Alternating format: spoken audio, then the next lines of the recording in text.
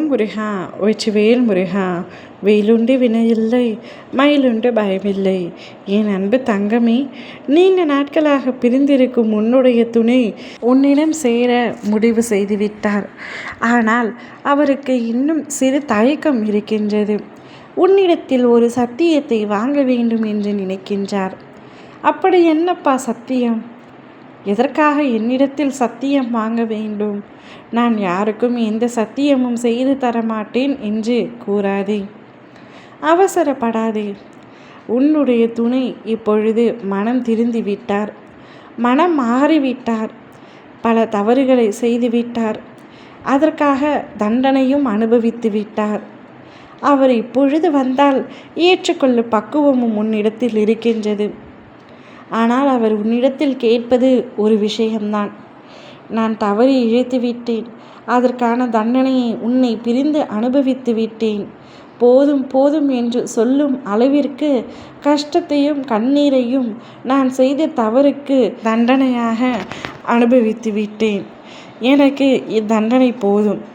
இனிமேல் நான் செய்த தவறை என்னிடம் நீ சுட்டிக்காட்டக்கூடாது என்று என்னிடம் சத்தியம் செய்து கொடு என்று உன் துணை கேட்கின்றார்.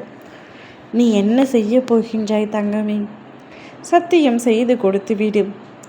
தவறு செய்தார், அதற்கான தண்டனையை அனுபவித்து விட்டார். அவற்றை அதோடு மறந்து விடுவதுதான் உங்கள் இருவருடைய வாழ்க்கைக்கும் நல்லது. மீண்டும் ஏதாவது ஒரு விஷயம் சண்டையிடும் பொழுது அந்த தவறை சுட்டி காட்டிக்கொண்டே இருந்தால் மன வருத்தம்தான் ஏற்படும்.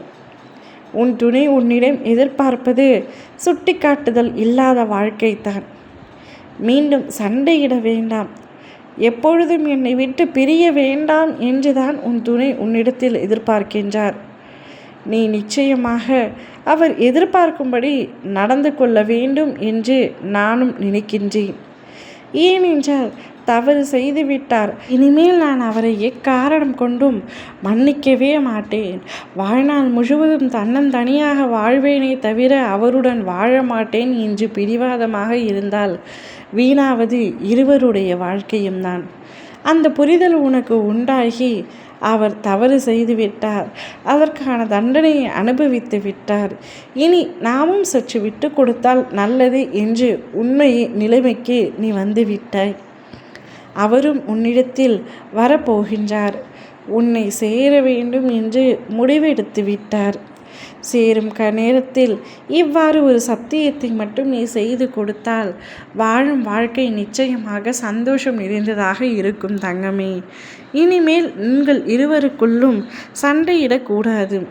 சண்டை என்றால் சிறு சிறு சண்டைகள் அவ்வப்பொழுது வந்து போய்கொண்டே இருக்க வேண்டும். பிரிவு என்ற வார்த்தைக்குள் இடம்பெறும் அளவிற்கு சண்டை வேண்டாம். ஓம் முருகா வெற்றிவேல் முருகா.